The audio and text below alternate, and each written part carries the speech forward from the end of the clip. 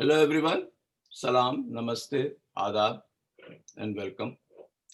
Today we are going to hear Gohar Raza Sahab, a very senior scientist, just retired from CSIR, India, and he's a unique personality.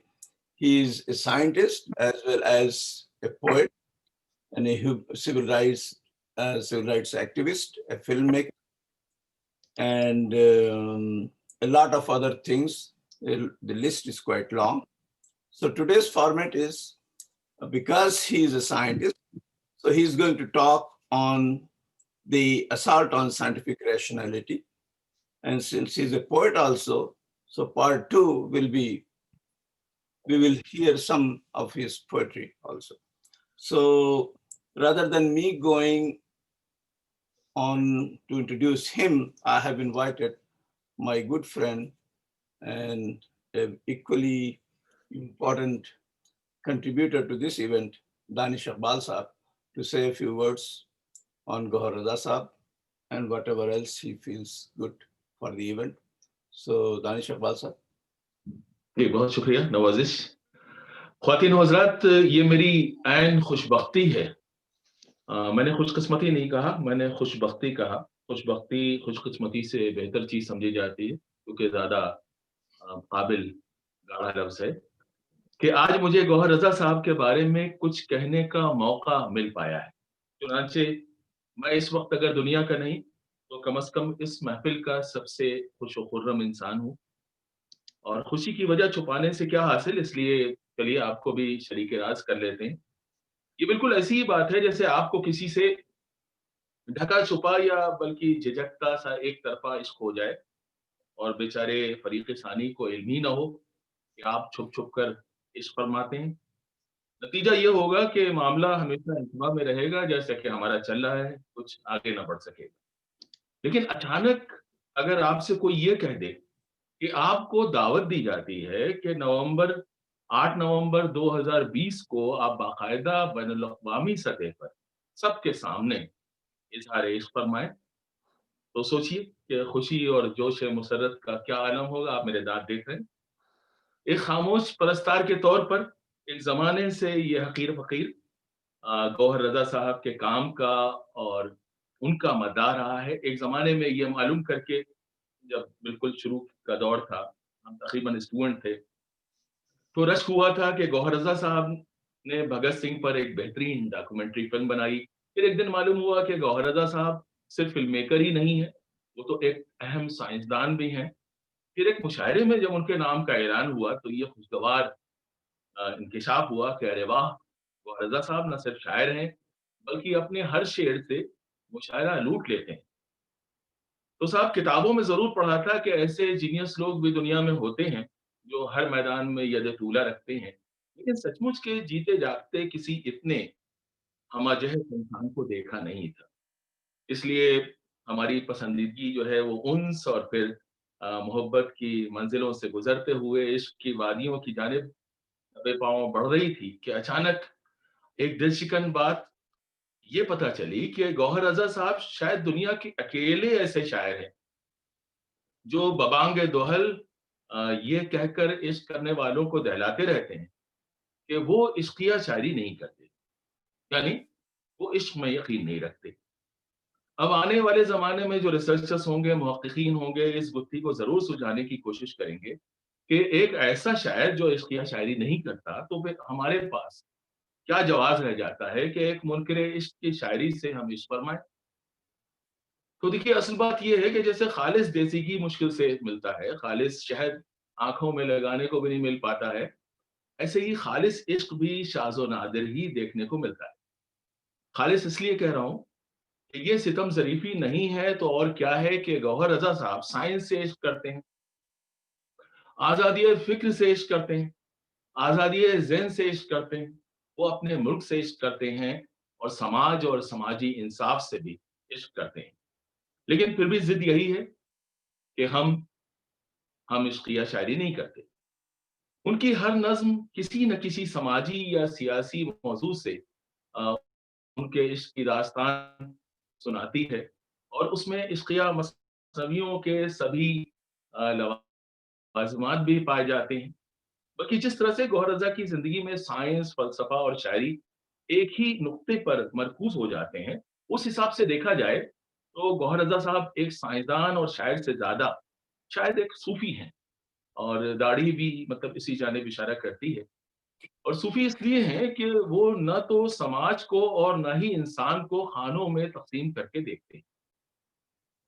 Gauhar रज़ा साहब सूफ़ी हैं क्योंकि वो इंसान और इंसान की इंसानियत से प्यार करते हैं। हालाँकि हमारे बहुत से कई दोस्तों के ख़्याल में जो बहुत ज़्यादा पढ़े लिखे हैं वो कहते हैं कि गौहर रज़ा साहब एहतिजाज और मज़ाहमत के शायर हैं। वो हर किस्म की जहालत और ज़ुल्म ज़्यादती के खिलाफ, हर किस्म की नाइंसाफ़ी के खिलाफ वो कलम भी उठाते हैं, आवाज़ भी उठाते हैं और कदम भी। आम तौर से लोग कलम उठाते हैं, हमारे जैसे लोग कलम उठा लेते हैं, आवाज़ कभी-कभी और बड़ी मुश्किल से साल में 1-2 बार उठाते हैं और कदम, कदम तो शायद कभी नहीं उठाते। ये ख़ुसूसियत, ये वस्फ़ सिर्फ़ गौहर रज़ा साहब का ही एज़ाज़ है। लेकिन एक बात जो मैं चाहूँगा कि उस पे आप तवज्जो दें कि वो एहतिजाज करते हैं, वो कदम उठाते हैं, वो कलम उठाते हैं, आवाज़ उठाते हैं, लेकिन इन सारी चीज़ों के इज़हार के लिए उन्होंने हमेशा निहायत खूबसूरत ज़बान और बहुत ही दिलकश लहज़े का, नर्म मुलायम लहज़े का इस्तेमाल किया है। शायराना ज़बान की तमाम तर नरमी, शीरीनी, दिलकशी और तहज़ीब उनकी पहचान है, उनके इज़हार की पहचान। और आखिरी बात मैं ये कहना चाहूँगा कि अगर कोई शहर, अगर कोई मकाम एक दिन ये तय कर ले कि वो किसी इंसान की आवाज़ में बोला करेगा, तो हम ये कहेंगे कि हिंदुस्तान की जो राजधानी दिल्ली है, वो अपने दिल की आवाज़ गौहर रज़ा के देनो-दिल के वसीले से बाकी दुनिया तक पहुँचाती है। वो दिल्ली जो गालिब और खुसरो और ख्वाजा मीरदत की दिल्ली है, वो दिल्ली जो महात्मा गांधी की दिल्ली है, गौहर रज़ा उस शहर का जागता रोशन ज़मीर है। वो ज़मीर जो शेर कहता है, जो निहायत बाअदब अदब तक़रीर करता है। न जाने कितनी नज़्में हैं उनकी, जो मुझे बहुत पसंद हैं और जी चाहता है कि मैंने लिखी होती अगर मैं शायर होता। और वो नज़्में यकीनन आज के अहद की आवाज़ कही जा सकती हैं, लेकिन मुझको चंद ही मिनट की इजाज़त थी, इसलिए साहब दिल पे पत्थर रखकर कुछ अशार जो है कोट करना चाहूँगा। इतराफ़ मोहब्बत के तौर पे ये अशार अर्ज़ करता हूँ। ध्यान दीजिए, अंधे कुएँ में झूठ की नाव तेज़ चली थी, मान लिया। अब देखिए कि अंधे कुएँ में पानी नहीं होता, अंधे कुएँ में नाव नहीं होती, अगर नाव होती है तो वो चल नहीं सकती, और अगर चल भी सकती है तो तेज़ नहीं चल सकती। अब ये देखिए, एक मिसरे के अंदर ये सारी कॉम्प्लेक्सिटी आप इसे देखिए और एप्रिशिएट कीजिए। अंधे कुएँ में झूठ की नाव तेज़ चली थी, मान लिया, लेकिन बाहर रोशन दुनिया, लेकिन बाहर रोशन दुनिया आपसे सच बुलवाएगी। नफ़रत में जो पले बड़े हैं, नफ़रत में जो खेले हैं, नफ़रत देखो आगे आगे, उनसे क्या करवाएगी। ये मत खाओ, वो मत पहनो, इश्क तो बिल्कुल करना मत। ये शायद मुझसे ही कहा जा रहा है, क्योंकि उनकी शादी से इश्क हो चला था। ये मत खाओ, वो मत पहनो, मेरी शर्ट्स पे भी बहुत एतराज़ किए गए आज। ये मत खाओ, वो मत पहनो, इश्क तो बिल्कुल करना मत, देशद्रोह की छाप तुम्हारे ऊपर भी लग जाएगी। हाय! में जो कहा गया है, वो आज के दौर का सबसे खतरनाक, सबसे डरावना सच है। यानी कि अगर मेरे इश्क का पता यहाँ अहले सियासत को चल गया, तो मैं तो यूपी में रहता हूँ। आप समझ सकते हैं कि मेरा क्या होगा। सिर्फ दो देशद्रोह ही नहीं, हम तो पता नहीं क्या-क्या है, कौन-कौन सा द्रोह लग जाएगा। इसलिए साहब हम चुप रहेंगे और हम बिल्कुल अपने इश्क का इज़हार नहीं करेंगे। वो जो इज़हार इश्क हमको करना था, फिर कभी हुकूमत बदल जाएगी, हालात दूसरे होंगे तो कभी कर लेंगे।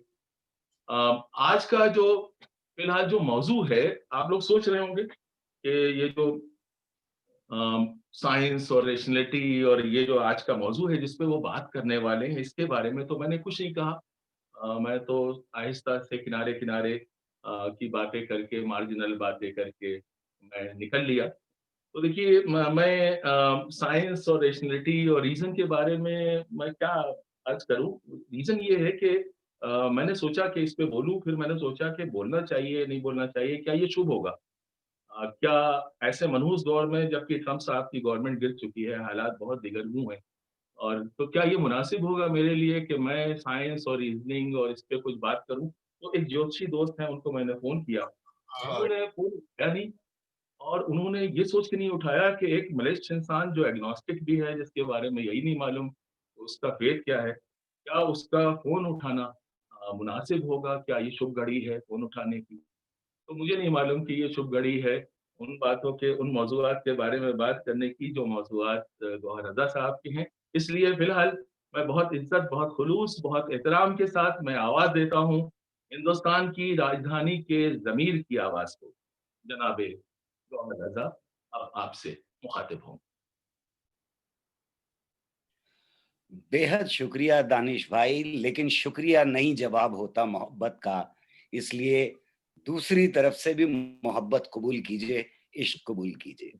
और मैं बेहद शुक्रगुजार हूँ इतने खूबसूरत अल्फाज में अपने को सुनना, अपने बारे में सुनना, कुछ ऐसा लग रहा था कोई कहीं पीछे खड़ा है, आप उसके बारे में बात कर रहे हैं, कहीं कोई दूर है, क्योंकि मैं इन अल्फाज का बिल्कुल मुस्तहिक अपने को नहीं समझता। I am humbled, I am seriously humbled to listen to you. लेकिन जाहिर है कि रजी भाई का बहुत बहुत शुक्रिया अदा करना चाहता हूँ कि उन्होंने मुझे इस काबिल समझा कि जिस प्लेटफॉर्म के ऊपर इंडियन डायस्पोरा वॉशिंगटन डीसी के प्लेटफॉर्म के ऊपर वो लोग जिनको मैं अपना ज़मीर और अपनी शख्सियत और अपने ख्यालात के ढालने का जिम्मेदार समझता हूँ, वो लोग इस प्लेटफॉर्म पर बोल चुके हैं। तो मुझे एक तरह की नर्वसनेस भी मौजूद मालूम हो रही है और महसूस हो रही है, क्योंकि मैं उस कतार में खड़ा होने का भी लायक अपने को नहीं समझता। बहरहाल मैं मुबारकबाद देना चाहता हूँ खास तौर से रजी भाई को इस बात की कि इस दौर में जबकि हालात कुछ इस तरह के हैं जैसे 20वीं सदी के शुरुआती दौर में दुनिया बहरान से गुजर रही थी और तरह तरह के बहरान से गुजर रही थी। उस वक्त लगातार ऐसे टॉपिक्स के ऊपर बात करना, ऐसे लोगों के साथ बात करना जो न सिर्फ अपने मुल्क बल्कि अपने मुल्क की सरहदों के बाहर भी देखते, झांकते, परखते और उनके ऊपर परेशान होते हैं और अपनी बात रखने की कोशिश करते हैं कि ताकि आने आने वाला वक्त जो है वो बेहतर साबित हो सके। एक बेहतर दुनिया का ख्वाब देखने वालों को आपने लगातार इकट्ठा किया है, इसके लिए मैं मुबारकबाद देता हूँ। मुझे पहले ये हुक्म हुआ है और रज़ी भाई यूनिवर्सिटी में, अलीगढ़ मुस्लिम यूनिवर्सिटी में मेरे सीनियर हैं, तो उनका कोई भी हुक्म टालना मेरे बस की बात नहीं है। अलीगढ़ के ट्रेडिशंस के हिसाब से, तो मुझे पहले ये हुक्म हुआ है कि मैं बात करूँ रैशनैलिटी के ऊपर। अगर मैं शुरुआत करना चाहूँ रैशनैलिटी के ऊपर, तो उससे पहले ये 2 मुबारकबाद और दे दूँ जिसके बारे में बात हो रही थी। एक तरफ तो the man who was almost irrationality personified has been defeated in United States of America. So the majority of people in America, at least majority of people, if not everybody, has rejected irrationality of the kind that we saw during the past 4 years.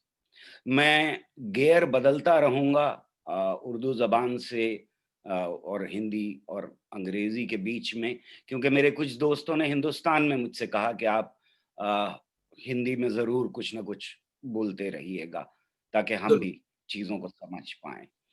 So let me take you back to lanes of history and our collective memory.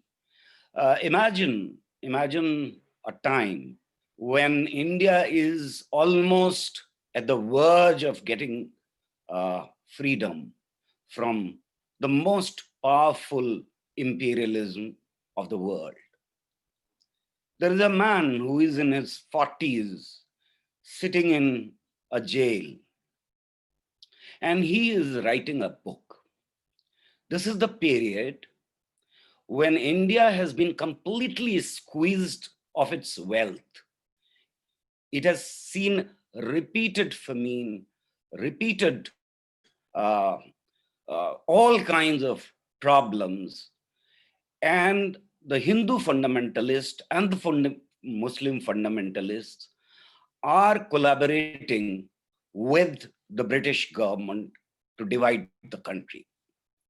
Most of the leaders were in jail, and there is this man who is writing his book. I'm talking about 1995. And after 1 year, this book comes out in print form in 1946. And it creates a flutter in many, many areas and is known as one of the best books in history. This man is highly respected in the country, across the country. His fame has crossed the borders and he is known abroad in the world.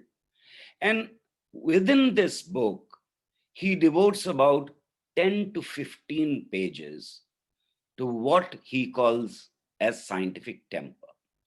Though this phrase, scientific temper, was already in the literature in Western world, but this particular man who is going to become prime minister, first prime minister of the country, is a thorough politician.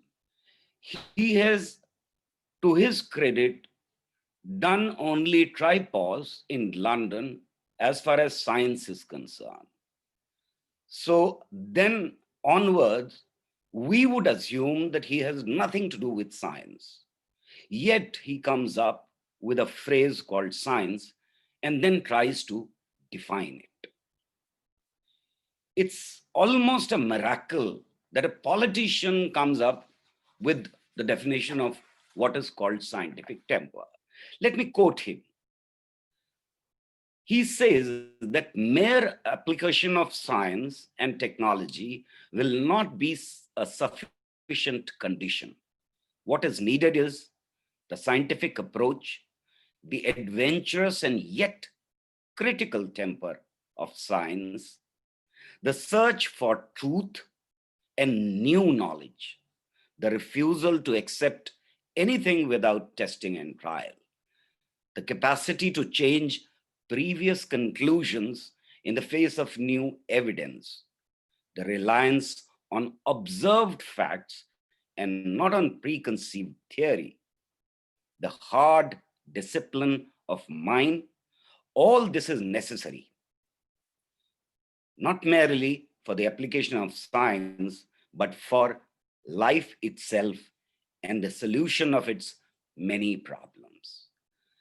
Now, even if you disagree, even if you are unable to understand the gravity of each word that he has chosen to define scientific temper, the beauty of the language itself reveals itself to the reader. And only for the beauty of the language, this should be read again and again. It's a famous quotation, but he goes on and on. He says that scientific temper is the temper of a free man. He also says that scientific temper is the application of method of science beyond the four walls of laboratory. Now, this is his understanding. The most amazing question that came to my mind when I was reading long ago this book was that how come a politician who is engaged actively in freedom struggle, he is organizing the whole country, and country is at the verge of independence, then he should be busy with something else and not thinking about scientific temper. Why should he be thinking about scientific temper during that period, which is the most active period, and India is passing through a great crisis, not only in terms of economics, but also the communal hatred, the violence perpetrated by communal forces is also at the peak during this period. It is amazing. And it has always amazed me when I've tried to answer this question. But remember that this debate on scientific temper, not in this phrase, in the form of this phrase, but this debate on scientific temper started in India in 19th century. Let me also quote Raja Ram Mohan Roy when he writes his famous letter to Governor General. He says the Sanskrit system of education would be best calculated to keep this country in darkness, if such had been the policy of the British government. But as the improvement of native population is the object of the government, it will consequently promote a more liberal and enlightened system of instruction, embracing mathematics, natural philosophy, chemistry, and astronomy with other usual sciences. ये राजा राम मोहन रॉय 1823 में खत लिख रहे हैं. And then we see a whole galaxy of scientists who have been not only trying to perfect science, because they see that is the only way to fight the imperialism and get out of clutches of this slavery. They are also trying to popularize science. Most of the big scientists of that period, right from J.C. Bose to C.V. Raman, to Homi Jahangir Bhabha, to S.S. Bhatnagar, name anyone, Satyan Bose, anyone. All of them were extremely good communicators of science. And they were discussing science not only in terms of pure scientific facts, but they were also trying to energize the scientific community of that period and young ones to participate in the freedom movement. This is what is happening in the country over about 90 years. And when this political leadership, right from Mahatma Gandhi to Maulana Azad, to the political leaders of the left movement, communist movement, were in direct touch with the best mind of the people in India, whether they were scientists, poets, writers, they were directly in touch with these people in the sense that most of them were personal friends. So the grooming of the political leaders as political leaders in the country was happening through the incubators in various fields who generated ideas, who sprouted ideas and new, modern, beautiful ideas for a country that was to be after 1947. So on the one hand, this grooming was happening. On the other hand, all the leaders were intellectuals of the first kind, and they could have chosen any field of intellectual activity for themselves and would have probably excelled in that. So they were intellectuals themselves, they were political leaders, and they were interacting on daily basis almost with not only the intellectuals within the country, but across the world. We see how Gandhi and others were corresponding and meeting the best of the poets, the best of the writers from across the world. So this is the leadership which is emerging over a period of time. And that is why Nehru could talk about scientific temper the way he talked about it, the way one would try to convince the entire country that scientific temper is going to be the basis for the construction of this new country. It is amazing, again, that Nehru's vision and the vision of our leaders of that time is translated into the most beautiful book that has ever been written in India, which is known as Constitution of the country. And as I keep saying that the Constitution of India has a spirit, उसकी रूह जो है, हमारे संविधान की जो रूह है, उसके अंदर साइंटिफिक टेम्पर मौजूद है. अदरवाइज एक ऐसा समाज जो हर सूरत से बटा हुआ है, ऐसा समाज जो दलितों के कान में सीसा पिघला के डालने की बात करता है, अगर उनके एक शब्द भी चला जाए वो कह रहा है एजुकेशन फॉर ऑल. एक ऐसा संविधान है जहां औरत मर्द की बराबरी नहीं है, वो दोनों को बराबरी दे रहा है. एक ऐसा समाज जिसमें हर एक को व्यवसाय करने की इजाजत नहीं है. उस समाज के अंदर ये किताब कह रही है कि फ्रीडम ऑफ प्रोफेशन हम दे रहे हैं हर एक हिंदुस्तानी को. सो अगर हम उसको देखना शुरू करें तो हमें लगता है कि समाज के बीच में और इस किताब के बीच में दूरी है.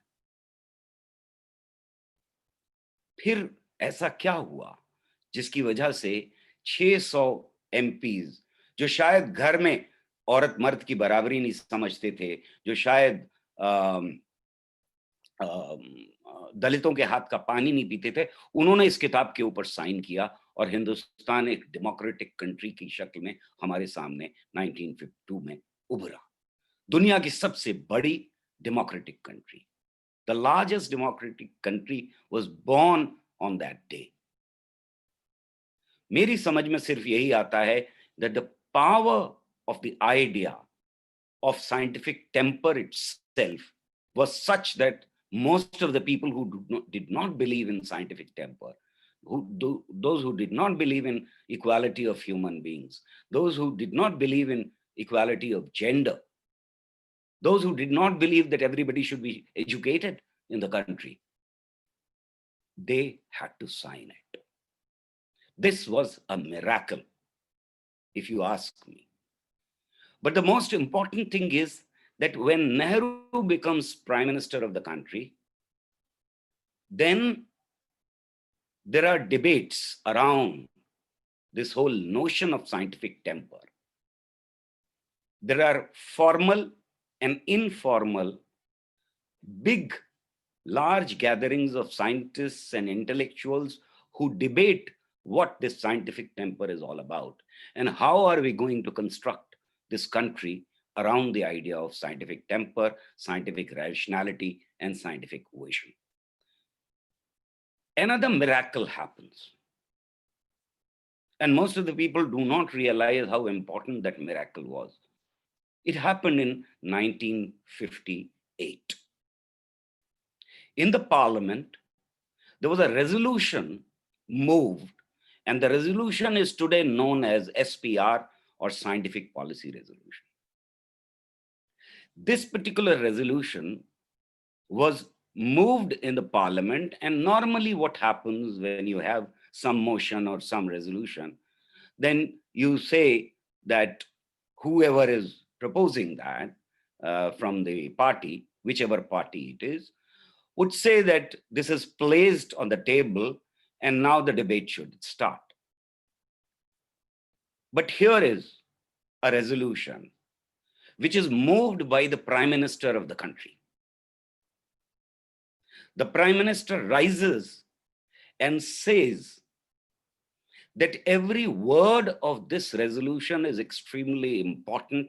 Therefore, I'm going to read the entire resolution. This is the only resolution probably in the parliament which was read in entirety. Every word was read there. And then only the debate started. Normally, what happens in parliament? The opposition says that the resolution is not acceptable. If suppose the resolution is acceptable, then opposition says amend this paragraph, remove this, etc., etc. The resolution is normally, or motion is normally criticized vehemently. But what happens to this resolution? Member of parliaments who were in opposition, including communists at that time, rise one by one and accuse the government of not moving this resolution earlier. Some of them accuse the government that had they moved this resolution earlier instead of 1958, the two rolling 5-year plans would not have failed. There is a consensus in the entire intellectual world within India around this notion of scientific temper. That without scientific temper, without creating scientific temper in the country, we cannot progress. This is what is happening repeatedly. In 1976, India becomes the first country where in the constitution is amended, and within the duties of citizen, one of the duties assigned is spreading scientific temper, spirit of inquiry and humanism. There was no constitution like that before Indian constitution. Today, China has included it in their constitution, but that was the first time such a resolution was passed, and after that, it was included in the constitution. Why was this happening? What was this happening in the country? Every time India passed through a problematic period, whether it's 58, whether it's 76, we know the emergency, and whether it's 80s when the terrorism in Punjab was at its peak, we went back to scientific temper, debate. And almost all circles discussed what is this scientific temper repeatedly, because it remains a hazy idea. And as science progresses, the definition of scientific temper also should be discussed and rediscussed again and again, which is what we did. But other than this scientific community, those who did not believe in constitution, those who did not believe in rationality, those who did not believe in scientific temper or scientific methodology, what were they doing? They were trying to construct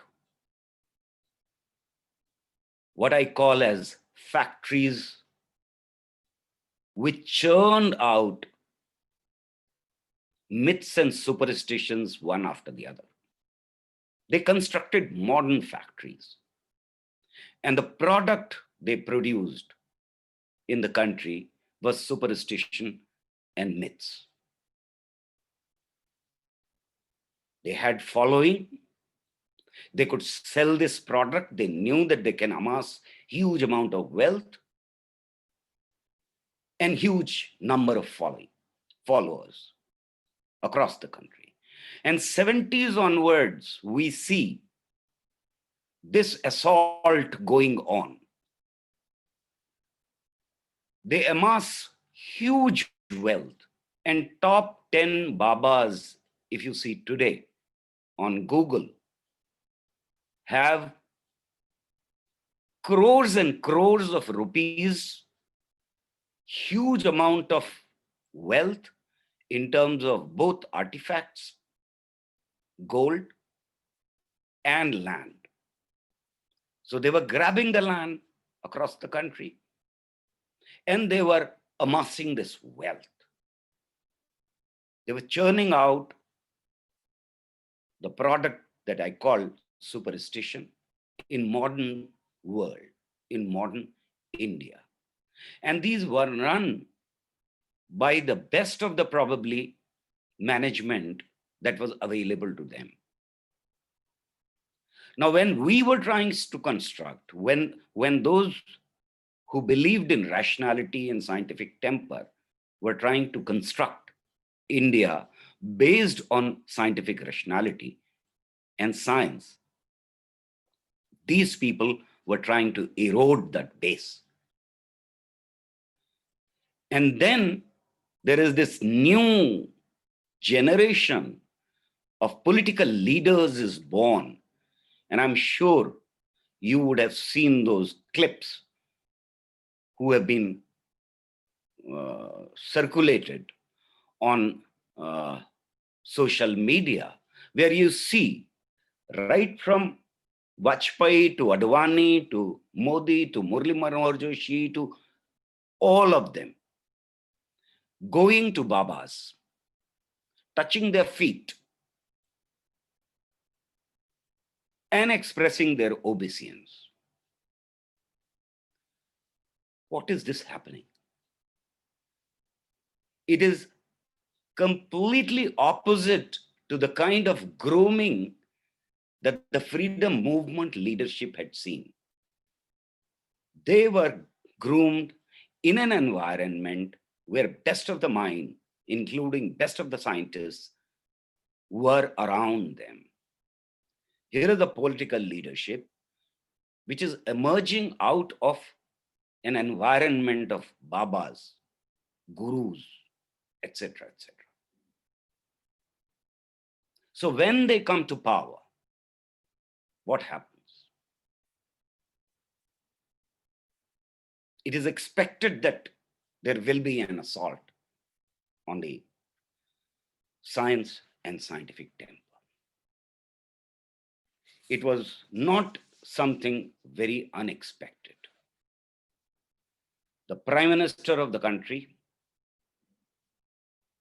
as opposed to what Nehru had said, when the Prime Minister of the country said that India would be built on the basis of scientific temper, down the line, administration followed the policies, made the policies. Here, within 1 month of joining his office, the Prime Minister of the country addresses a gathering of scientists and doctors. What does he say there? He says that Ganesh Ji is the evidence of plastic surgery in ancient India. He says Karan is also an evidence of genetic engineering. You can laugh at it. And most of the people laughed. There were articles written, there were caricatures made, there were many people who laughed. But I think such assertions were made by many Babas, many illiterate people who could be brushed aside. But when a prime minister of the country says such a thing, it's serious. At least I, as a scientist, couldn't laugh because I knew what is going to happen. You see a complete shower of irrationality after that. And let me point out some of these that he himself continues, by the way, and very shamelessly, continues to make such assertions that surgical strike can be made when there are clouds. It is safe to go and do surgical strike. He says that tea can be made out of the gas which comes from drainage. He tells children that there is no global warming. People who get old feel both heat and cold intensely. There is no global warming happening. And he goes on and on saying such things. For me, each of these statements are serious because these statements are being made by the prime minister of the largest democracy in the world. And what happens to his ministers? Minister of MHRD, which is responsible for education in the country, says that since our ancestors have never seen बंदर इंसान बनते हुए क्योंकि हमारे पूर्वजों ने नहीं देखा है, इसलिए मैं डार्विनिज्म में यकीन नहीं रखता और ये हमारे एजुकेशन सिस्टम से पढ़ाना हटा देना चाहिए. It's serious.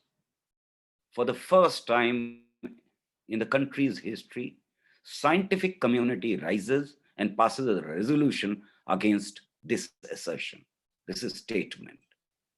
It has never happened. Most of the scientists do not, in fact, indulge in political statements. But you have also seen that. Against Trump, for the first time, scientific community of the United States, in their scientific journals, and the most reputed scientific journals, passed resolutions saying that don't vote for Trump. I can go on and give you many examples, but again, you can say that, okay, fine. There is one prime minister, tomorrow we can change it. There is some minister who is scientifically an idiot. Maybe we can change it tomorrow. But no. What happens is that the meager amount that is allocated to science and technology is diverted to now pseudoscience. In IITs, there is money that is given to work on Panch Gavya, which means Gaumutra, etc., etc.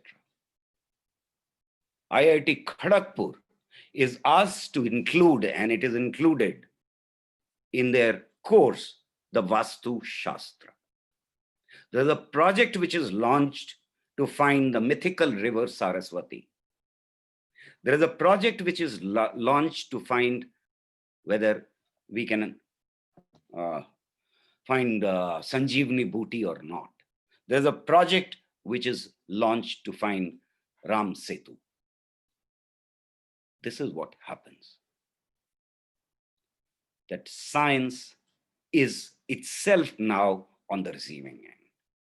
When Prime Minister of the country makes an scientifically irresponsible statement, then it gets translated into policies. And we are now, as a country, on the receiving end, where not only rationality is being attacked on daily basis, but science itself is under attack. However, let me conclude by not a very unhappy note. During the corona crisis, we have seen how people have rejected myths and superstitions. One of the surveys that I conducted along with my friends shows very clearly that all efforts to spread irrationality and superstition have been rejected by the public that we call as illiterate people. I do not know even one single shop where somebody is spraying your hand with Gaumutra. Instead, even the telewalas in Delhi and other places are using modern sanitizers to sanitize their hands. There's no one who is using cow dung, as it was claimed that would save you from virus, etc., etc. People have completely rejected what mullahs and pandits told them. There's no one who is giving you taweez or something that will save you from corona. People have completely rejected. So I'm sure that in times to come, people will also cast their vote against those who are extremely scientifically ill-tempered. The last thing I would say is that scientific temper, spreading scientific temper, is not a scientific project only. It is a political project, and therefore हमारे साथी चार साथी अपनी जान गंवा चुके हैं. हमें दाभोलकर को याद करना होगा, हमें पंसारे को याद करना होगा, हमें कलबर्गी को याद करना होगा, और हमें गौरी लंकेश को याद करना होगा. सिर्फ हमारे मुल्क में नहीं, पाकिस्तान और बांग्लादेश में भी ये जब यही हालात पैदा हुए तो वहां भी लोगों ने जान गंवाई है. ये एक पॉलिटिकल प्रोजेक्ट है. इस पॉलिटिकल प्रोजेक्ट में हमारे ऊपर अटैक भी होगा और हमें शायद जान का खतरा भी लाहक हो. मैं ये समझता हूं कि हिंदुस्तान अपने और जितने साथी पड़ोसी मुल्क हैं उनसे सबसे बड़ा फर्क यही महसूस होता है कि हम हिंदुस्तान के अंदर साइंटिफिक टेम्पर पे डिबेट हुई, इसलिए हमारी डेमोक्रेसी आज भी स्टेबल है. इसलिए हमारी डेमोक्रेसी आज भी जूझ रही है उन लोगों से जो डेमोक्रेटिक सिस्टम को ही तबाह कर देना चाहते हैं. वरना हमारे पड़ोसियों के पास तो जाहिर है कि डेमोक्रेसी बहुत ही फ्रेजाइल रही है. हिस्ट्री 70 साल की पिछले यही बताती है. अगर ये फर्क भी खत्म हो गया तो फिर हिंदुस्तान में डेमोक्रेसी का बचना मुश्किल है. और इसमें आप लोग जो हिंदुस्तान से बाहर हैं उनका बहुत बड़ा योगदान हो सकता है, क्योंकि बहुत सारे ऐसे लोग मुझे देखने को कम से कम सोशल मीडिया पे दिखाई दे रहे हैं जो बैठे वहां पर हैं, जो आपके साथ हैं, जो इसलिए वहां गए हैं कि वहां साइंटिफिक टेम्पर और सेक्युलर वैल्यूज हैं. वो आज वहां से बैठ करके हिंदुस्तान की साइंटिफिक टेम्पर के ऊपर और सेक्युलर वैल्यूज के ऊपर लगातार अटैक कर रहे हैं. आपकी ये लड़ाई वहीं लड़ी जाएगी. मैं समझता हूं कि आप ये लड़ाई जरूर लड़ेंगे और हम और आप मिल करके इस लड़ाई को हिंदुस्तान के लिए और दुनिया के लिए जीतेंगे. हर हिंदुस्तानी दुनिया के 7 लोगों में से एक है. इसलिए अगर हिंदुस्तान के साथ कुछ होता है तो वो पूरी मानवता के साथ होगा. इसकी जिम्मेदारी आप पर भी है और हमारे ऊपर भी. बेहद शुक्रिया. बहुत खूब भाई रजा साहब. वाकई साइंटिफिक टेम्पर की जो नेहरू ने बात की थी, अगर वो ना होता तो जितनी दिन तक चला हिंदुस्तान इस जगह पे और बहुत कुछ हासिल किया. अब आप देख रहे हैं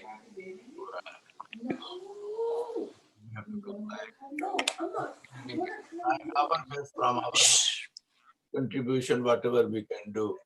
I wish कि हम हमारे आपको सुनने के लिए हमारे रेगुलर और भी बहुत से लोग होते, but for some reason I'm missing them a lot.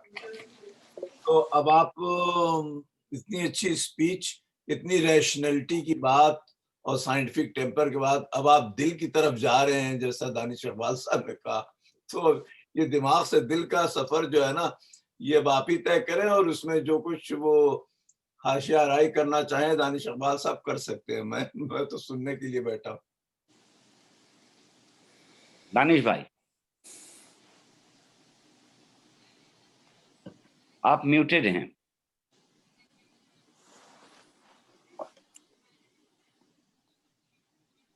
जी, अब मेरी आवाज आ रही है? जी, हेलो, जी जी, क्या मेरी आवाज पहुंच पा रही है? बिल्कुल पहुंच बिल्कुल। जी हाँ, जी हाँ। मेरा मतलब है कि आपने जो बातें अभी कही अपनी तकरीर में, आपकी शायरी भी वही बातें कहती है, उसमें कोई फर्क नहीं है। यही तो सबसे बड़ी बात है कि ये जो दिमाग से दिल का सफर नहीं है, आपकी शायरी दिमाग से दिमाग की जानिब ही ले जाती। तो बिल्कुल। इरशाद तो फिर दिल का, गिनता। दिल दिमाग में गया क्या? अ, दिल का इस्तेमाल बहुत ज्यादा करते नहीं है, और सिर्फ और चाहते हैं कि हम लोग भी मतलब दिमाग का इस्तेमाल ज्यादा करें। जी, जो इरशाद साहब, जरूर आवाजें हम लोगों को अपने कलाम से।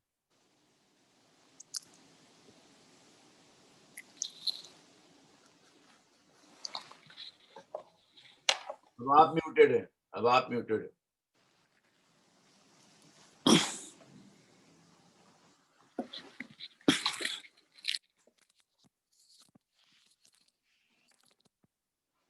आवाज नहीं आ रही। आप म्यूटेड हैं, आई डू नॉट नो कि आपकी आवाज नहीं आ रही। नहीं, नो रीजन। रफत,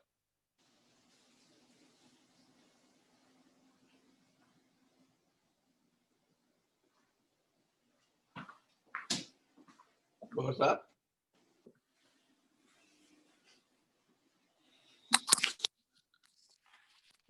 हाँ, लिख रहा हूँ। जी जी जी जी जी, अब आपकी आवाज आई। अब आ जाएगी जी। जी, बिल्कुल। वो मेरी आवाज नहीं जा रही थी तो मुझे चैट में लिखना पड़ रहा था कि आई एम म्यूटेड। कुछ पुरानी, कुछ नई आपके सामने पेश कर देता हूं। मेरे पास वक्त कितना है वो बता दीजिए, आप ताकि समा खराशी उस हदों को पार ना करे। नहीं, 10-15 मिनट अगर चल सकते हैं, 15-20 मिनट भी चल सकते हैं।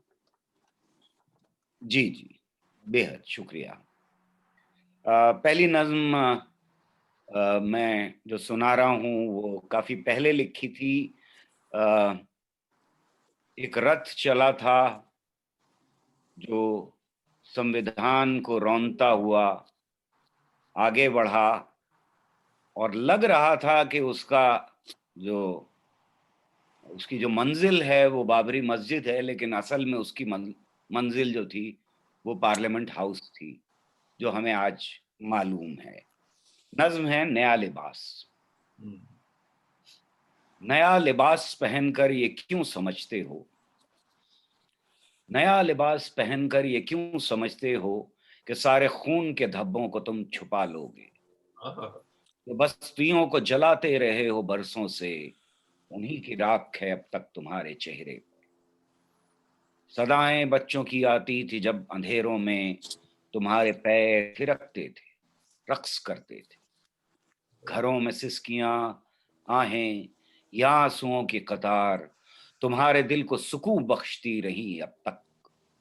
धर्म शराब था, बांटा गया, नशा भी हुआ। धर्म शराब था, बांटा गया, नशा भी हुआ, पर इस नशे में बहुत कुछ लुटा दिया तुमने। हर एक फूल से, रंगों से तुमको नफरत है, न जाने कितना असासा जला दिया तुमने। ओह, हर एक बात में नफरत के बीज बोते रहे। फसल खड़ी है तो अब काटने को आए हो। फरेब और झूठ की बैसाखियों पे चलते रहे, और अब जो पैर निकाले हैं जाने क्या होगा। शहर शहर को जलाकर हमेशा तुमने कहा, यही है मुल्क की खिदमत, यही वतन से है प्यार। ओह, तुम्हारे कदमों की आहट से दिल दहलता था, तुम्हारे कदमों की आहट से दिल दहलता था। तुम्हारे बढ़ते कदम अब भी वहशियाना हैं, ये भूल जाएं और अब सब तुम्हारे साथ चलें। तुम्हारे हाथों के खंजर छुपे हुए त्रिशूल, चमकते भालों को भूलें तुम्हारे साथ चलें, दहकते शोलों को भूलें तुम्हारे साथ चलें, वाह, तुम्हारे साथ चलें और मौका दें, क्या बात। तुम्हारे साथ चलें और तुमको मौका दें कि आग खून से आंसू से दिल नहीं बहला, वतन को तोड़ना टुकड़ों में अभी बाकी है। बहुत करीब हो तुम तख्त ताज से माना, मगर ये जो राख है हिटलर की नर्क जाती है, वो नर्क जिसका जवां जिस्म ही तो ईंधन है, वो नर्क जिसमें मोहब्बत चिता पे रोती है। मैं साथ आऊं तुम्हारे और तुमको मौका दूं, मैं साथ आऊं तुम्हारे और तुमको मौका दूं, वही करोगे जो नस्लों के बूझने वाले, वही करोगे जो धर्मों के मानने वाले तमाम मुल्क में करते रहे हैं आज तलक। मैं साथ आऊं तुम्हारे और तुमको मौका दूं, मैं कैसे बच्चों को, फूलों को, सारे रंगों को, मैं सारे खून के कतरों को कैसे धोखा दूं। वाह वाह, लिबास कोई भी हो, लिबास कोई भी हो, लिबास कोई भी हो तन को ढांप सकता है, लिबास कोई भी हो तन को ढांप सकता है, ये जहन सोच तरीके छुपा नहीं सकता। नया लिबास पहनकर ये क्यों समझते हो कि सारे खून के धब्बों को तुम छुपा लो। क्या बात, क्या बात, कितना माशाल्लाह। शुक्रिया भाई। आ, अभी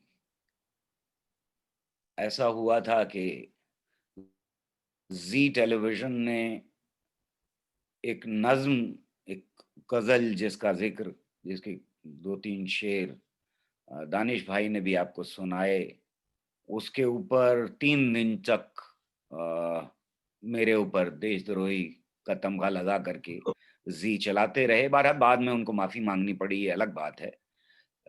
तो वो गजल के कुछ शेर सुन लीजिए। जी जरूर।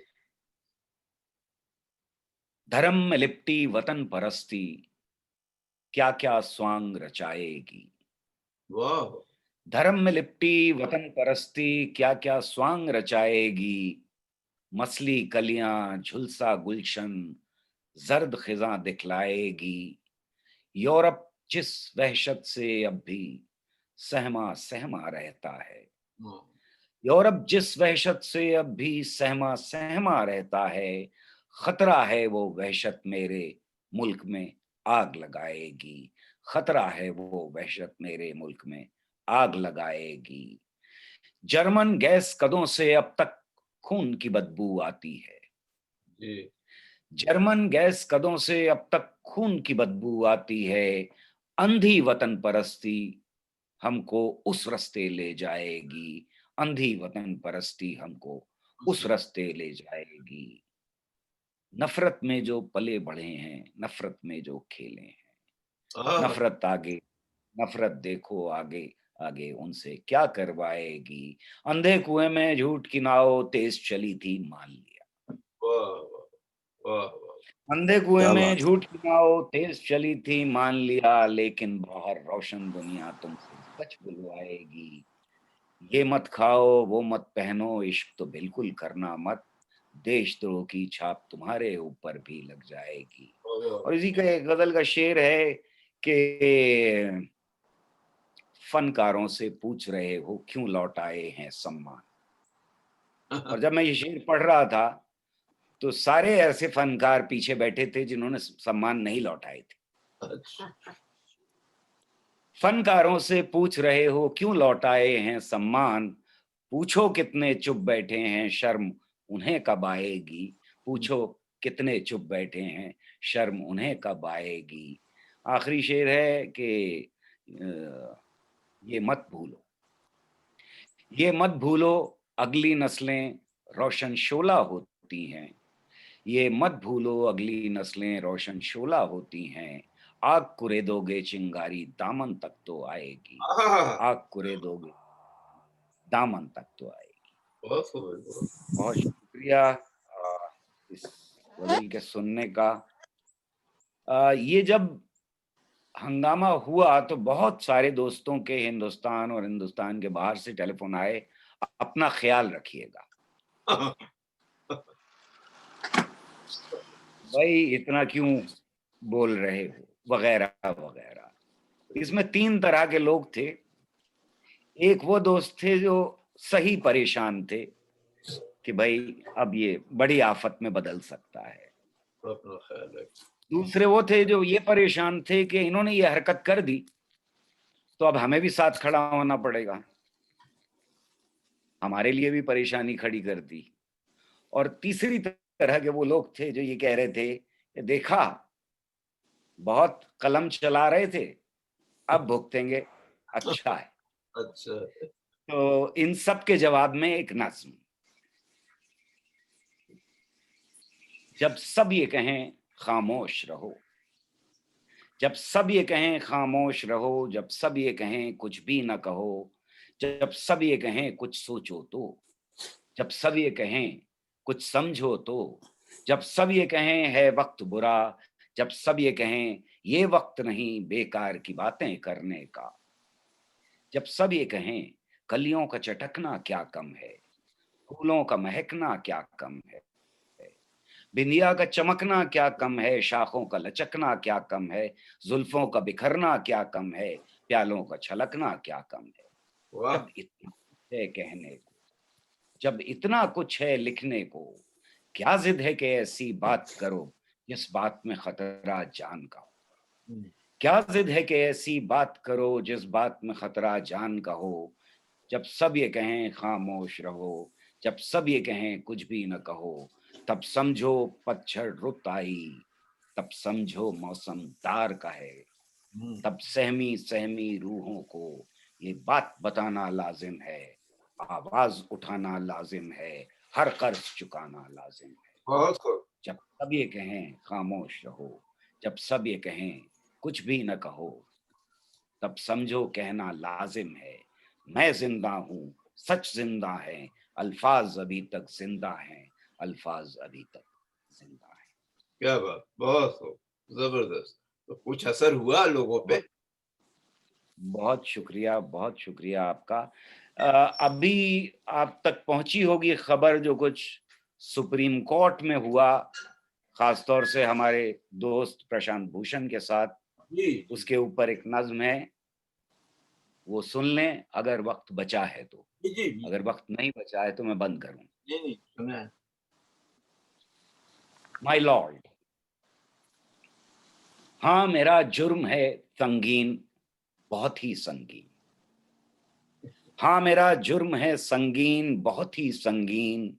मैंने इस दौरे ज़बांबंदी में लब कुशाई की जो जुर्रत की है, जुर्म है, जुर्म है, जुर्म की जो चाहे सजा दें मुझको। आप हैं जिल्ले इलाही माय लॉर्ड, आपका काम है इंसाफ तो इंसाफ करें, आपका काम है इंसाफ तो इंसाफ करें। आप आजाद हैं, इंसाफ को जो चाहे शक्ल दें मंजूर। आप आजाद हैं, इंसाफ को बदला कर दें। आप आजाद हैं, इंसाफ को बदला कर दें। आप आजाद हैं, इंसाफ को लब सीने का औजार बना दें माय लॉर्ड। आप आजाद हैं, इंसाफ के खंजर से हर एक उंगली को, आप आजाद हैं, इंसाफ के खंजर से हर एक उंगली को काट कर फेंक दें। और काटें तो कुछ ऐसे काटें, कोई उंगली किसी तैयार हो रही है हैं? मैं रुक जाऊं? नहीं बोलिए। जी जी जी, सॉरी। काट कर फेंक दें और काटें तो कुछ ऐसे काटें, कोई उंगली किसी हाकिम पे कभी उठ न सके। आप आजाद हैं, इंसाफ को एक बेत में ढालें जिससे सर उठाए कोई गर उसको सजा दें, जैसे कोई स्कूल के बच्चों को सजा देता है। वाह। हाँ मेरा जुर्म है संगीन, बहुत ही संगीन। आप जो चाहे सजा दें मुझको। गर इजाजत हो तो कुछ और भी मैं अर्ज करूं, अगर इजाजत हो तो कुछ और भी मैं अर्ज करूं। हमको इतिहास बताता है कि हर दौर खिजा में यूं ही फूल खिलते हैं तो खिलते ही चले जाते हैं। ये एक बादल किसी कोने से उभरता है कहीं और सहरा पे बरस जाता है। वाह। नंगे पेड़ों की शाख पे बैठी कोयल गाने लगती है तो गाती ही चली जाती है। यूं ही हर सिमत से आती है सदा, यूं ही हर सिमत से आती है सदा, वादियां गूंजने लगती हैं उसी नगमे से, और कोई कितना भी चाहे कि उसे कैद करे, नगमा हर कैद से आजाद बिखर जाता है, नगमा वाह, हर कैद से आजाद बिखर जाता है। माशाल्लाह, बेहद शुक्रिया। जबरदस्त नज़म। बहुत शुक्रिया। तो प्रशांत भूषण साहब के साथ फिर क्या हुआ आखिर में? आखिर में उनके ऊपर 1 रुपए का फाइन लगाना पड़ा। लगाना पड़ा इसलिए कि सुप्रीम कोर्ट की भी इज्जत रखनी थी। वो 1 रुपए ने रख ली। मेरा उसके ऊपर यही कहना था कि ये कीमत पता नहीं किसकी थी, प्रशांत भूषण की थी या सुप्रीम कोर्ट की थी। कोर्ट ही की थी, प्रशांत भूषण की तो कीमत बहुत बड़ी थी, इसलिए कि भी उनको अपना जवाब रखना था, अपना चेहरा रखना था। बहुत बहुत शुक्रिया जनाब। आप दानिश भाई ने कहा जी कि मैं इश्किया नज़में नहीं लिखता, मैं इश्क के बारे में बात नहीं करता। उसकी 2 वजह हैं। एक तो वजह ये है कि इश्क पर जितना कुछ लिखा जाना था लिखा जा चुका, मतलब सही नई बात। कई सदरों से लिखा। नई टेरिटरीज इश्क में और दूसरी ओपन नहीं होगी। और दूसरी बात, बच्चे ने मुझसे पूछा था कि मुशायरा था, मुशायरे के बाद मैं एक और नज्म पेश कर रहा हूँ, जी जी और ये जो तमहीद है ये उसी का हिस्सा है, और दानिश भाई की का जवाब भी है इसमें, कि अकेला खड़ा था मैं, पीछे मुशायरा खत्म हुआ, तो आप जानते हैं मुशायरे के पीछे का हिस्सा जो है वो डार्क होता है काफी, वहां लोग आ जाते हैं, अपने अपने पसंदीदा शायर को घेर लेते हैं वगैरह वगैरह। मैं अकेला खड़ा हुआ था, एक बच्चा आया जो मेरे पास आया खाली और बोला आपके लिए रुका हुआ था। मैं भी साइंस का स्टूडेंट हूं, आप साइंटिस्ट हैं, कुछ अच्छी शायरी नहीं कर सकते? मैं अपनी जगह पे हिल गया।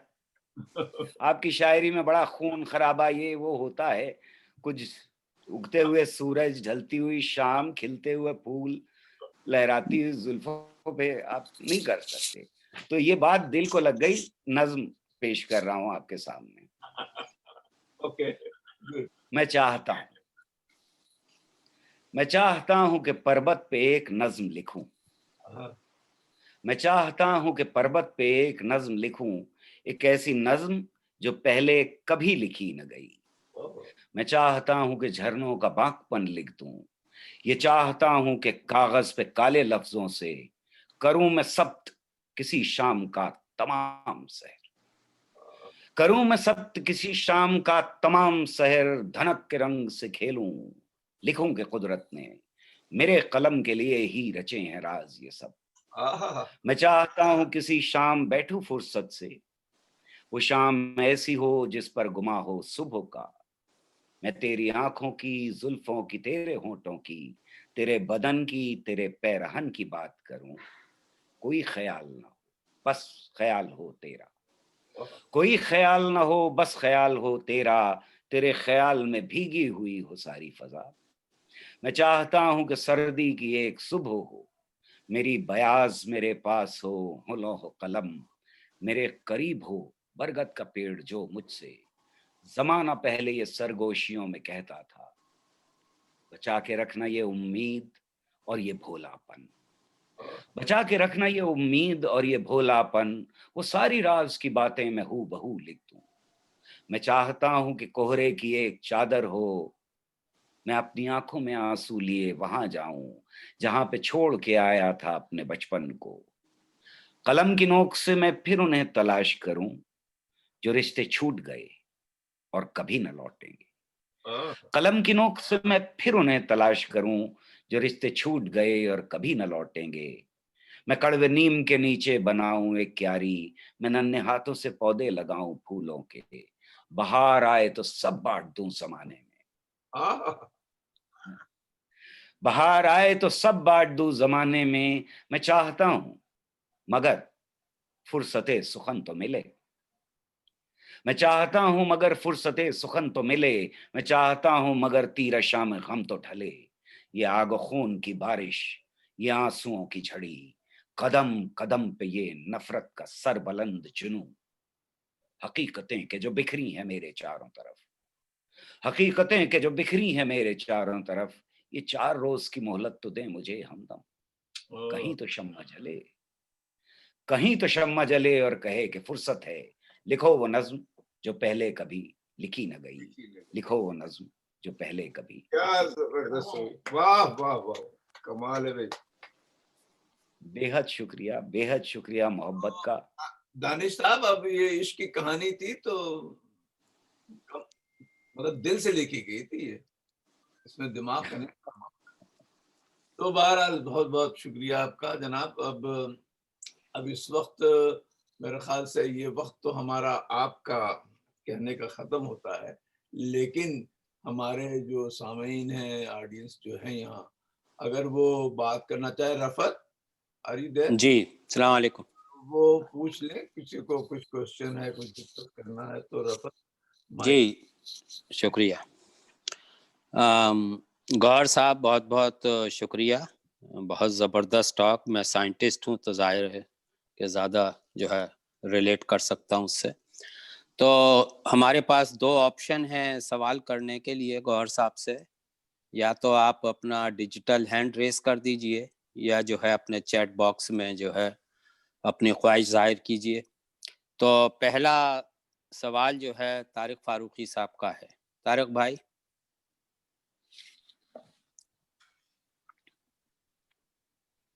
तारिक साहब कहाँ हैं अभी? तारिक भाई अनम्यूट करें। तारिक भाई तारिक भाई हैं, अनम्यूट करें। हाँ, ओके।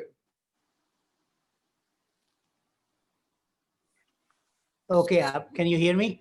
जी, असल में पहले मैं अपने को अनम्यूट नहीं कर पा रहा था, आप लोग कंट्रोल में थे। ओके। अरे हम आपको नहीं कंट्रोल कर इसका सकते। ख्याल रखिएगा क्योंकि I was trying to do it and was not. दिखाइए, ये ऐसे नहीं चलता भाई। अच्छा, वो सवाल है, may not be fair क्योंकि I'm asking about your opinion about us in US. Those Indians who benefit from diversity and inclusion in US oppose it in India. Instead of learning from the scientific temperament here, they support obscurantist at home. Why is that so? या आप हमको वहाँ से देख रहे हैं कि सवाल यहाँ के लोगों का है जो यहाँ पे आके बस गए हैं, but still support something that we are benefiting here, but we don't want to see that in India. And why is that so? It's kind of not, I mean, opposed to each other.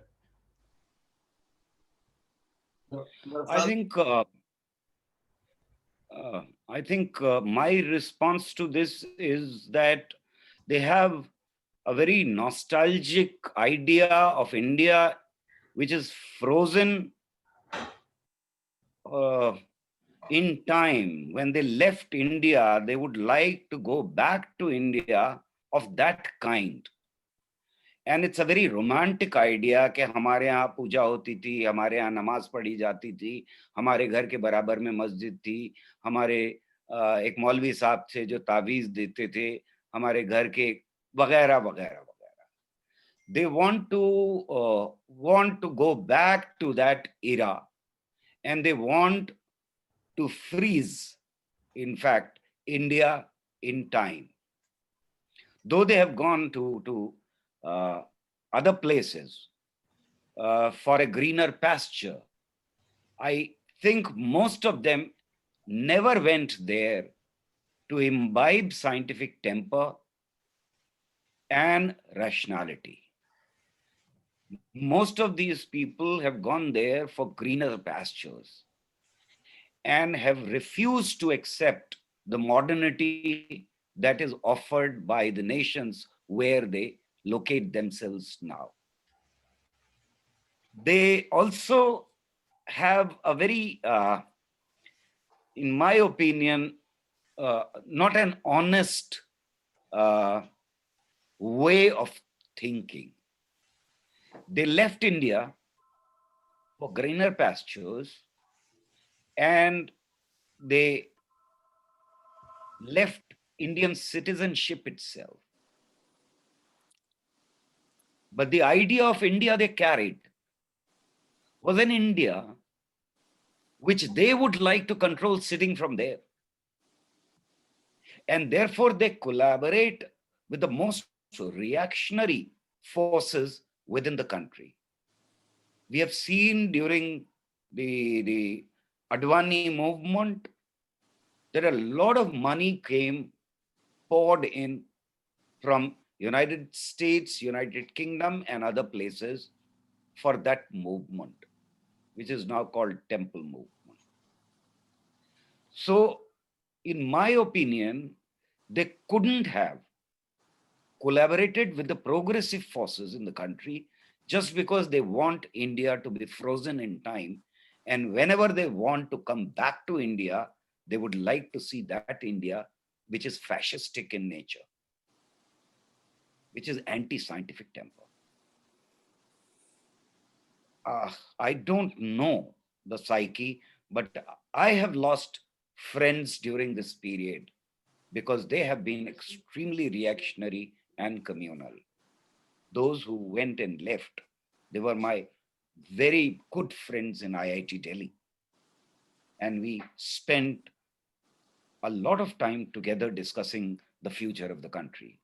But today, I find them most reactionary in their attitude, and they also almost accuse me of being anti-national when they left the country, and I remain in India. Even then, they call me anti-national. So, और कोई सब I was muted. Thank you very much. Aapka answer makes a lot of sense to me, and both your lecture and also your poetry was excellent. Thank you very much. Thank you.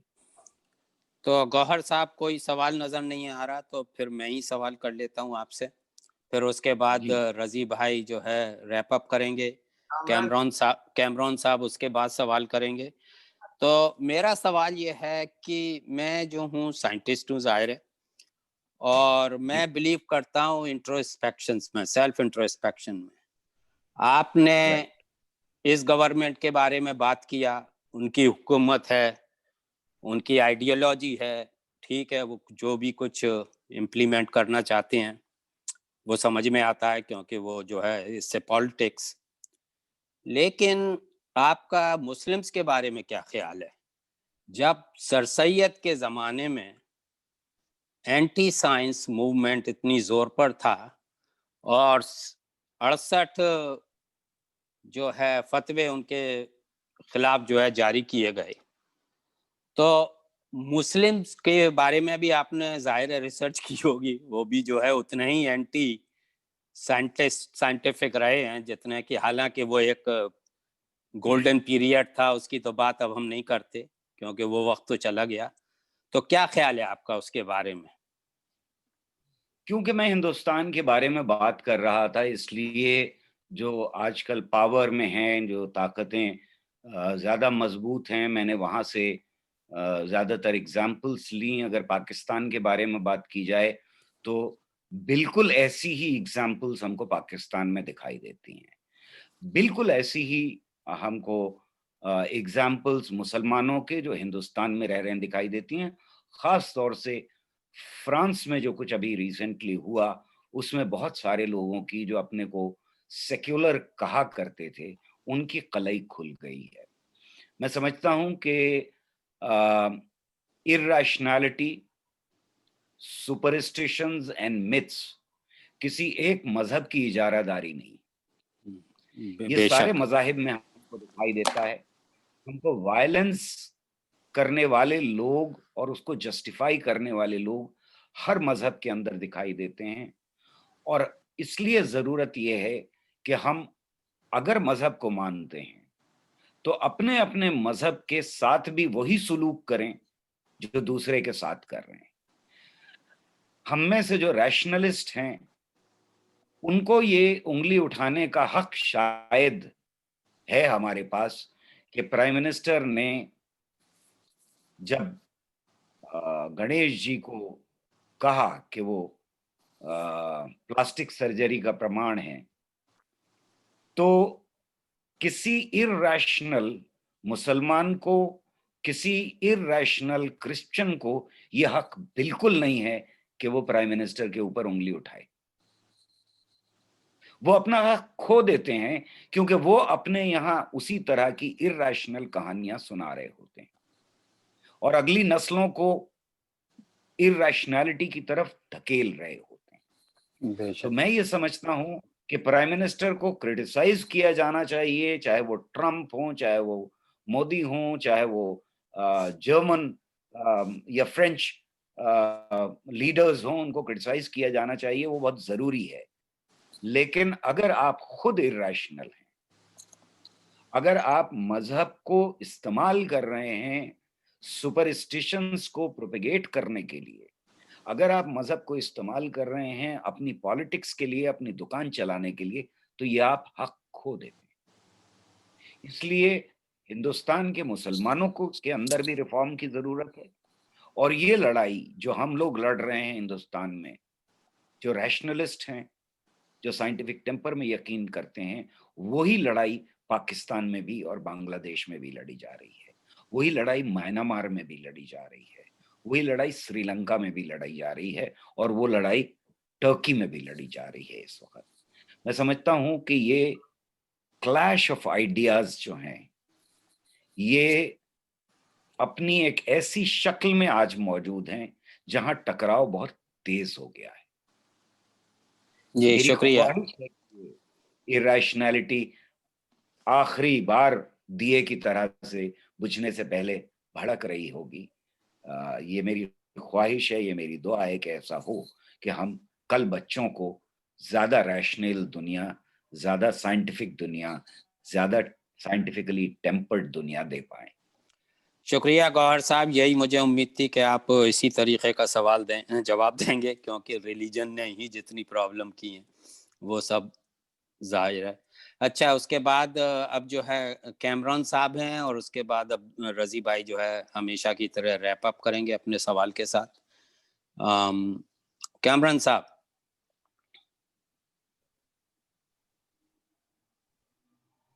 Cameron left. या looks like Cameron साहब मैं देख रहा हूँ। He was here. या मैंने उनको acknowledge तो किया था। खैर आप रजी भाई सवाल पूछिए, उसके बाद गौहर साहब बहुत ही नाइस कमेंट जो है चैट बॉक्स में है आपकी टॉक के लिए। होपफुली कि आपको शायद उसकी कॉपी मिलेगी। बहुत बहुत, और या आप खुद देख लीजिए इस वक्त। बेहद शुक्रिया का।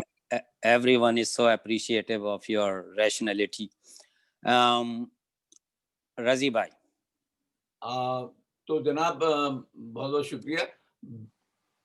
मैं अपने सवाल करने से पहले थोड़ा सा अनाउंसमेंट भी कर देता हूँ कि भाई इसलिए कि ज़्यादातर लोग चले जाते हैं इस बीच में। अब हमने अपना महीने के इवेंट्स का कैलेंडर बना दिया है।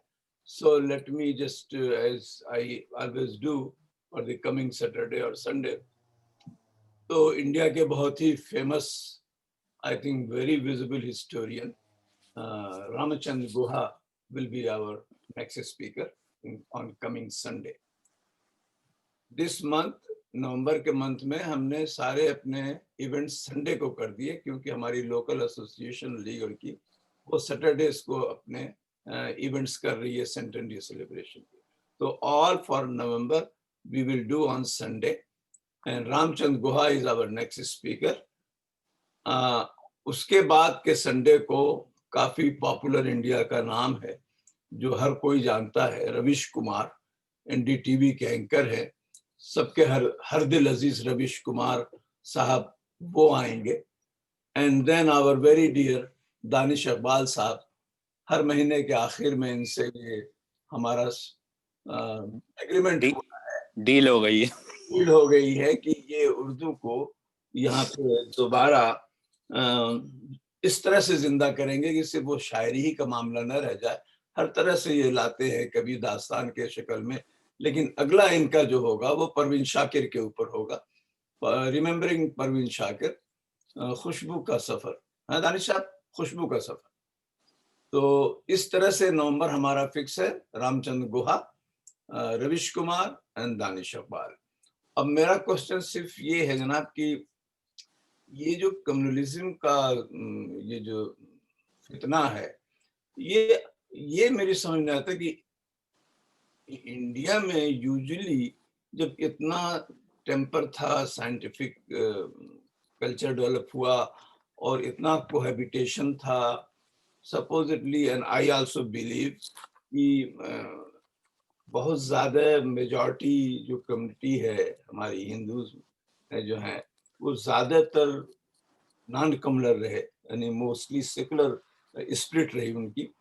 तो क्या इतनी आसानी से उनको अच्छी खासी पॉपुलेशन को ट्रांसफॉर्म करने के लिए कोई सब्सटेंस भी तो उनको प्रोवाइड किया गया, या सिर्फ प्रोपेगेंडा से वो इतना चेंज हो गए कि इतनी ज्यादा नफरत आपस में हुई?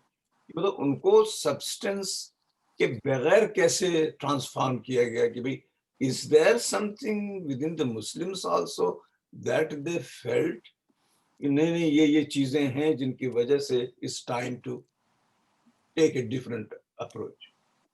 मतलब होता है ना कि भाई ट्रम्प के लिए भी यहाँ पे it's not that they are totally blinded neo-Nazis और वाइट सुप्रीमेसिस्ट, कुछ और भी डेप्थ सब्सटेंस होता है जो दूसरे को तरफ से रिएक्ट करता है कि नहीं नहीं नहीं, Trump should stay here and because otherwise the Obamas और the Hillarys will do this this.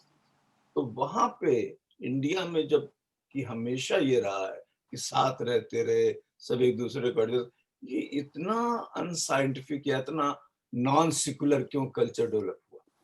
Is it all based on propaganda? Really, they bought it so easily? Yes, has to. You are unmuted, Gauhar sir.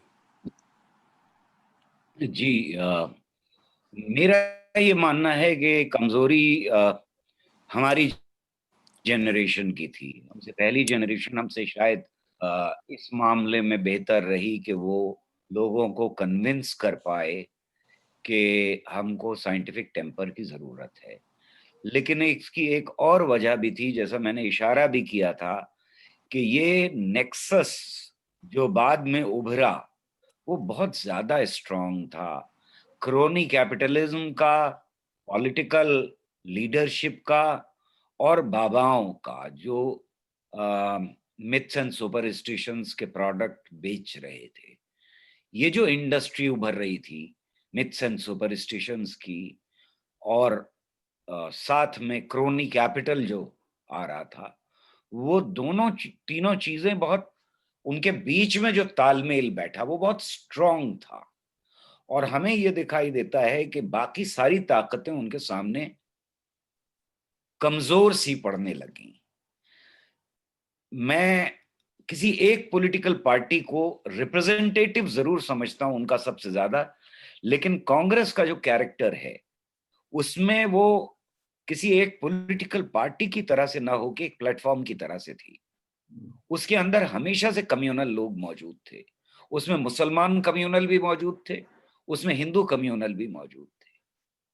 आज भी मैं समझता हूं कि मुल्क का ज्यादा बड़ा हिस्सा, कुछ देर के लिए आप उसको भड़का लीजिए, कुछ देर के लिए अर्नब गोस्वामी चीख चीख के उसके कानों में जहर भर दें, या जी टेलीविजन या और कोई टेलीविजन जहर भर दे, लेकिन ज्यादातर मुल्क का हिस्सा अगर साइंटिफिक टेम्पर को नहीं भी समझता हो तब भी पीस में यकीन रखता है, अमन में, शांति में यकीन रखता है। और जब जब ये अमन शांति को भंग करने की कोशिश की तो इन्होंने इस्तेमाल ज्यादातर इस बीच में मीडिया का किया है उसको जस्टिफाई करने के लिए। अवाम के बीच में उसका जस्टिफिकेशन उस तरह का नहीं है। इसके बावजूद कि मैं ये पहले कह चुका हूं कि मैंने बहुत सारे इस बीच में वो दोस्त खोए हैं जो बहुत कभी सेक्युलर हुआ करते थे। तो पावर में आने का और फैशिज्म की तरफ कदम बढ़ाने का अगर हम जो प्रोसेस है उसको देखें तो उसको नेगेट नहीं कर सकते। आज इस दोराहे पर खड़ा है हिंदुस्तान कि आने वाले वक्त में हिंदुस्तान में फैशिज्म जीतेगा या फिर सेक्युलर वैल्यूज जीतेंगे इस मुल्क के अंदर। लेकिन ज्यादातर लोग, आवाम, हिंदू हो, मुसलमान हो, क्रिश्चियन हो, सिख हो, अपनी जिंदगी अमन, चैन, शांति, भाईचारे के साथ ही गुजारना चाहते हैं।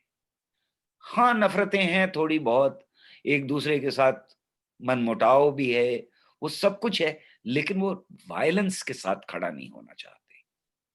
फैशिस्ट फोर्सेस इस कम्युनलिज्म को इस्तेमाल करके हिंसा की तरफ मुल्क को ढकेल रही हैं। और हमसे गलती जो हुई है वो ये हुई है कि हम इस बीच में जब हिंदुस्तान को बनाने में लगे, हम जब साइंटिफिक इंस्टीट्यूशंस बना रहे थे, हम जब एजुकेशनल इंस्टीट्यूशंस बना रहे थे, तो हमने जनता के साथ कनेक्ट खो दिया, अवाम के साथ वो कनेक्ट खो दिया जो फ्रीडम मूवमेंट की देन था। ये हमसे सबसे बड़ी गलती हुई है और हम अवाम के पास उतनी बड़ी तादाद में नहीं पहुंचे जितनी बड़ी तादाद में ये लोग पहुंचे हैं। मैं थोड़ा सा डिसएग्री करता हूं आपसे कि क्या इतनी जल्दी हो गया। नहीं, आरएसएस को 90 साल तक इंतजार करना पड़ा है। True. True. आम जनता ने उनको इस तरह से और बड़े रूप बदलने पड़े, तरह तरह के रूप पैदा करने पड़े हैं उनको। आसानी से नहीं हुआ है, उन्होंने बहुत काम किया है। No तब doubt. कहीं जाकर के एक बड़े सेक्शन का उन्होंने दिमाग बदला है इस बीच में। और ये याद रखना चाहिए हमको कि वो अच्छे दिन आएंगे जो हिटलर ने नारा दिया था, उस नारे पे आए। वो इस नारे पे नहीं आए कि हम सबको कत्ल कर देंगे और खत्म कर देंगे, हम 15 लाख रुपया जमा कर देंगे। तो काफी कुछ लपेट करके धर्म में लिपटी वतन परस्ती, वो है जी जी जी जी। जो जो जो परेशान कुन बात है। पर मैं ये नहीं समझता कि बहुत जल्दी हिंदुस्तान बदल गया, और आगे आने वाले वक्तों में भी मुझे पूरा यकीन है कि हमारी नई नस्ल जो है उसने सीए के एजिटेशन के दौरान ये दिखा दिया कि वो बर्दाश्त करने को तैयार नहीं। अच्छा जनाब, बहुत बहुत शुक्रिया। अब ये बताएं, जाते जाते आपसे क्या एक कमिटमेंट ले लिया जाए। दानिश इकबाल साहब ने और आप दोनों ने ये कहा कि किसी जमाने में पूरी पूरी साहिर की परछाइयां आप याद रखते थे और वो भी याद रखते हैं और शायद अब भी याद रखते हैं। तो एक जो है सेशन दोनों का मिल करके साहिर और फैज पे हो जाना चाहिए। जरूर। कमिटमेंट जाहिर गौहर की अगले साल वैसे सेंचुरी आ रही है, अगले साल 100वां साल होगा उनका यौम पैदाइश का। जी। तो तो मैं इस वक्त उनके ऊपर एक किताब छोटी सी है, उनकी नज्मों के ऊपर और गजलों के ऊपर और गीतों के ऊपर एक किताब की कोशिश कर रहा हूँ। जनवरी तो कभी भी शायर के ऊपर अलग से करते हैं, फैज पे अलग से करते हैं, जरूर करते हैं। जी शुक्रिया। गौहर साहब, आप जाते जाते एक सवाल मैं कर रहा हूँ जरा सा, कि आप जाहिर है कि वहाँ लोगों से मिलते हैं, पॉलिटिशियन से, हर एक से, तो they are really firm believer. जो पॉलिटिक्स तो समझ में आती है, ठीक है, रिलीजियस पॉलिटिक्स, लेकिन वो एंटी साइंस में रियली बिलीव करते हैं, फर्म बिलीवर हैं कि नहीं, या सिर्फ अपने वोट के चक्कर में है? मैंने ये जो आप सवाल कर रहे हैं, एक टेलीविजन डिबेट में एक बड़े वक्ता हैं, वो आरएसएस में रहे हैं, बीजेपी के वक्ता हैं, वो आए थे और उस वक्त इस बात के ऊपर डिस्कशन हो रहा था कि जो साइंस कांग्रेस में ये दावा किया गया, एक पेपर पढ़ा गया कि हमारे पास विमान था पहले जी वो भी पुरातत्व काल में, जी। राइट? हमारे पास विमान था, वायुयान था। तो मैंने उनसे एकदम से डिबेट के बीच में ये सवाल पूछा, वो डॉक्टर साहब हैं खुद, तो कहते तो यही उनकी तरफ उंगली उठा करके पूछा कि क्या आपको इस बात के ऊपर यकीन है, पॉलिटिक्स छोड़ दीजिए, आपको as a person, as a Indian, as a पढ़ा लिखा Right. पर्सन, आपको ये यकीन है कि ये पेपर जो पढ़ा गया है ये सही है और विमान था? तो वो कुछ देर के लिए तो सन्नाटे में आ गए। बस वही मेरा वो साफ दिखाई दे रहा था चेहरे पे कि धर्म संकट है, कि इसका अब जवाब क्या दूं। मेरे अंदर का पढ़ा लिखा इंसान जवाब दे या पॉलिटिक्स। भारतीय जनता पार्टी का वक्ता जवाब दे। तो यहीं पर और होप है। आखिर में भारतीय जनता पार्टी का वक्ता जीत गया।